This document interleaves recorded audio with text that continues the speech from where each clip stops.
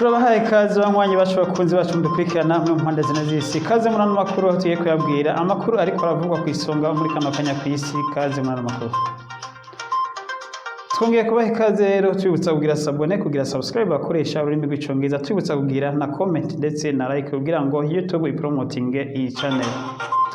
Amakuru yacu rero y'uno mwanya tugiye kuyahera muri Amerika, aho tugiye kubabwira amakuru y'kwavuga muri Amerika. Muri Amerika rero inkuru y'ikravugwa ni inkuru y'umubabaro cyane gose ibabaje ku munsi w'ejo, aho umunyeshure w'imyaka 18 bivuga ko we bariho yaragihiza secondaire yafashe inkoho agenda mu ishure mu mashure mato ya primaire mu gice ca Texas, maze ahita yica abana 19 muri kino gitero, ndetse akaba yarishe n'abantu babiri muri kino gitero yakoze. Umunyeshure w'imyaka 18 yarashe bana batoya, akaba nawe yarahitanwe na kino gitero kuko abapolisi baje gutabara bararasanye n'umuhungu n'umusore w'imyaka 18 yarafise inkoho, nawe hava arahasiga ubuzima. Ibi rero byababaje abanyamerika benshi cyane gose kubona babura abana nk'aba bose. Tubibutse ko muri kino gihe muri kuno kwezi habaye hafi ibitero bishika nka 10 byo muri ubu buryo mu bice bitandukanye. Muribuka ivyabereye muri Chicago ndetse n'ivyabereye nyene muri Texas kuri eglise muri kino gice nyene ca Texas.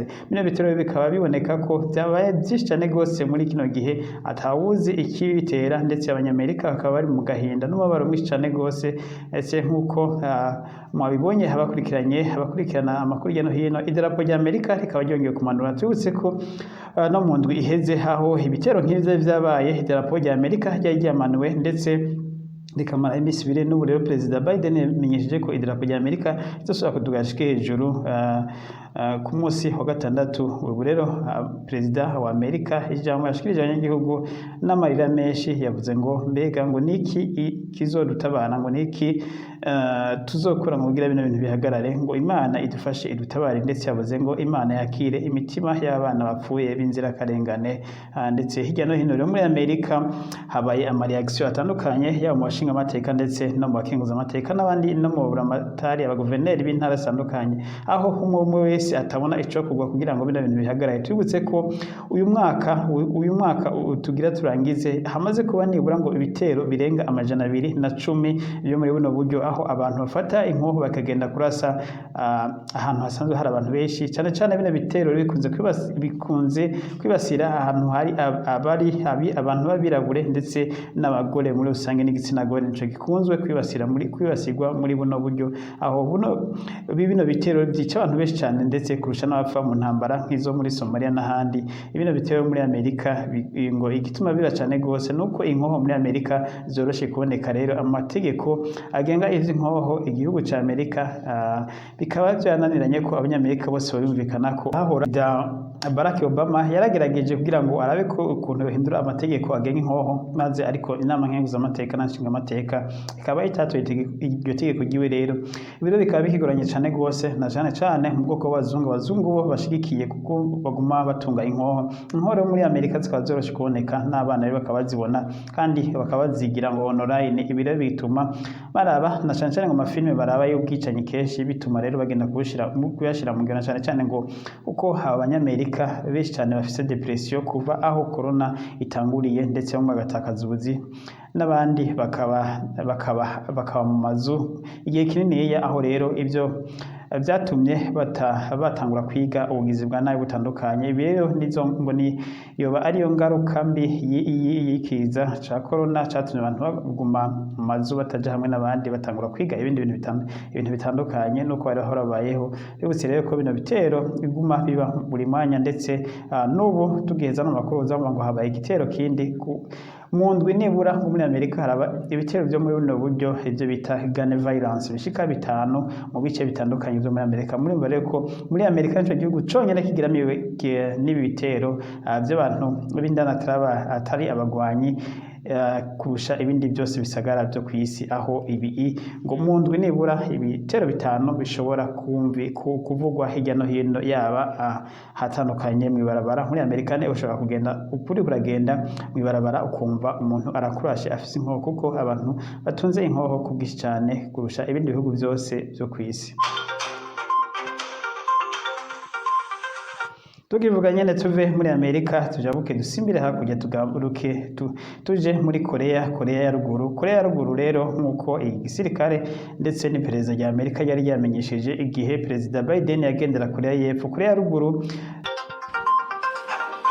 igihugu rero ca Korea ya ruguru kikaba caragerageje misile zo mu bwoko bwa ICBM, kikaba cagerageje misile zine zose ku munsi w'ejo. Ni inyuma y'isaha imwe gusa Perezida wa Amerika avuye muri kano karere ka Asia, aho nk'uko vyari vyamenyeshejwe n'iperereza rya Amerika bari bamenyesheje ko Korea yategura gutera zino misile imbere y'uko Perezida ajayo canke ngo akiriyo ngo canke imbere y'uko yovayo. Rero nk'uko babivuze Perezida Kim Jong-un yateye izindi misile zine zo mu bwoko bwa ICBM za misile zishobora kwambuka imipaka zikagera kure cyane gose. Ibi rero bikaba kino gihugu cyaje cyabuje kitokongera kugerageza buno bwoko bwa misile, ariko rero igihugu ca Korea carenze kuri ivyo, Korea ya ruguru carenze kuri ivyo congera kirazigerageza. Abategetsi ba Pyongyang biboneka ko atana kimwe bitayeho ivyo amakungu avuga, bo ico bitayeho ari kuguma bagwiza ibigwanisho byabo, ndetse na cyane ko bamaze kuronka n'ibigwanisho by'umumara, aho bavuga ko ubu bafise n'ubuhinga bw'uko bashobora kubitera hari hose muri Amerika bikashika. Bino bibombe rero, bino misile bagerageje bikaba vyaguye mu gice c'Ubuyapani mu kiyaga mpuzamakungu, aho rero Ubuyapani bwahise bumenyesha ko ibi ari agasumburutso kadasanzwe kino gihugu ca Korea ya ruguru kibandanya kigira, ndetse aho Ubuyapani bwahise buhamagara amakungu kongera gufata ibihano bikomeye cyane gose igihugu ca Korea ya ruguru. Tubivuze ko igihugu ca Korea ya ruguru kimaze gufatirwa ibihano nk'inco 10 nibuza ngo kiba carafatiwe ibihano bishika 85, kikaba hari ico gihugu cyafatiwe ibihano byinshi. Ubu inyuma y'igihugu c'Uburusiya naco cyafatiwe ibihano birenze ibi. Rero n'ubu rero Japan ikaba yasabye ko iyi nama nkuru ya ONU yijeje umutekano n'amahoro ku isi yokorana ikongera igafatira ibihano igihugu ca Korea ya ruguru, kuko gishishikara kurenga ku masezerano mpuzamakungu abuza ko kino gihugu kiguma kigerageza bino bigwanisho vyo mu bwoko bwa ICBM.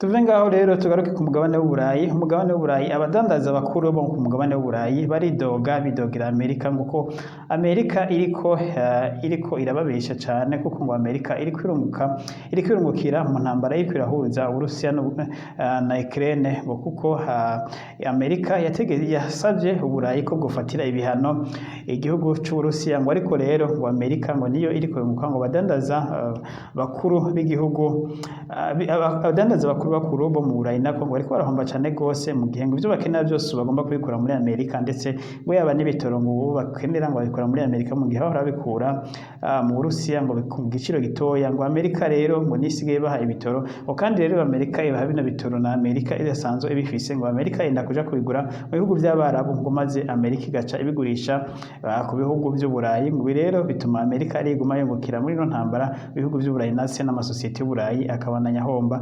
Ibi rero bikaba byavuzwe n'uwitwa Frederic, asanzwe ari CEO canke perezida w'ishirahamwe ryitwa BAAZ. Ishirahamwe rero canke isosiyete isanzwe ikorera mu Bubiligi, isosiyete nini cyane gose isanzwe idandaza nyene ibikomoka mu bitoro ndetse n'ibijanye n'ibitoro. Iyi sosiyete yiwe rero akavuga ko nawe nyene bariko barahomba, ngo kubera kugura ibyo bagura byose babigura muri Amerika, ngo mu gihe bahora babikura mu Burusiya. Rero ngo Amerika abona ko iriko irahenda ibihugu by'Uburayi, ngo kuba byarafata ibihano Uburusiya, ngo ibihugu by'Uburayi nivyo biriko birahombera cyane, ngo mu gihe Amerika yoyo iguma yunguka, kuko Amerika atavyo akenera mu Burusiya, ngo cyane nk'ibijanye n'ibitoro ndetse n'imiyaga nkuba. Uburayi buriko burahombera cyane gose, ngo kuko Amerika yoyo ibi ntabwo yari isanzwe bikeneye, ngo rero n'ibitoro baronka babikora muri Amerika, ngo Amerika nayo ikaba irinda kubigura mu bihugu by'Abarabu maze ikongera ikabigurisha ku bihugu by'Uburayi. Ngo rero Amerika niyo iri kurungukira muri ibi, ngo ariko rero Uburayi buriko burahombera, ahavuga ko abategetsi b'Uburayi bakwiye gusubira kwiga ivya kino kibazo c'ibihano bafatiye Uburusiya, bakaraba kuko amasosiyete y'abanyaburayi ariko arahomba kubera bino bihano bafatiye igihugu c'Uburusiya mu gihe igihugu c'Uburusiya coco rero kibandanya cunguka ibihano bagifatiye iboneka nko ataho co cagitwaye yaravuga ngo isi kugira isubire ibeho neza ibintu bisubire mu buryo ngo nuko abafatiye ibihano Uburusiya bosubira bakimubira bakaraba ndetse cane cane n'ikibazo c'inzara kiriko kibonekeza ku isi ko cohera mu gihe ibihano vyogabanuka ngo Uburusiya bugasubira kugurisha mu bindi bihugu byose nk'uko vyahora.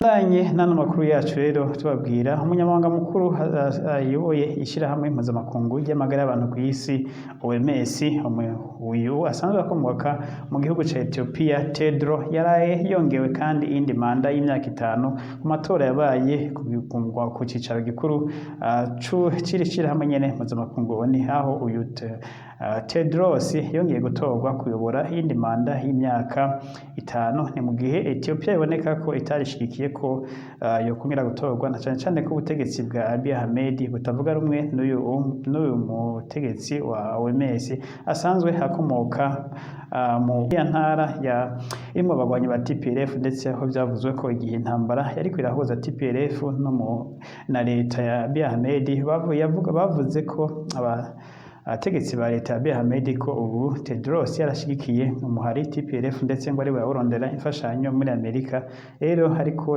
akaba yongeye gutorwa kubera ngo uhagarariye n'ingwe ushigikiwe n'ingwe aravoma na cyane ko asanzwe ashigikiwe na Amerika ndetse n'ibindi bihugu by'Uburayi yongeye gutorwa rero kuyobora irishirahamwe mpuzamakungu OMS ry'amagara y'abantu ku isi mu yindi myaka ishika 5 naho turangirije ano makuru ariko turabwira mu kanya andi makuru ariko aravugwa hirya no hino ku isi abakozi bakurikiye mukomeze kugira abone cyangwa subscribe abakoresha imigwi y'Icongereza naho myandi makuru yohanye.